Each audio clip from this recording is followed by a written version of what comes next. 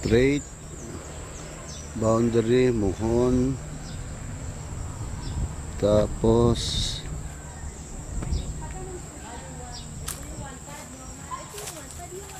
ito ang pinakas corner.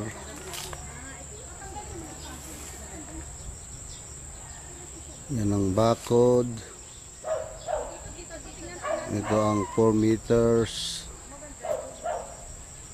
entry road.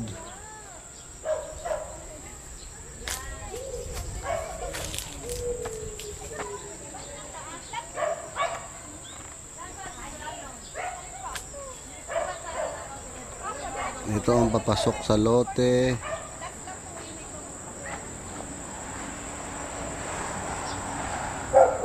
Papunta ng main road. Yung may nakaparadang kotse ng main road.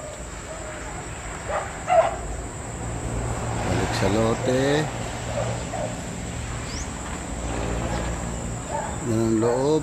Ito ang bakod.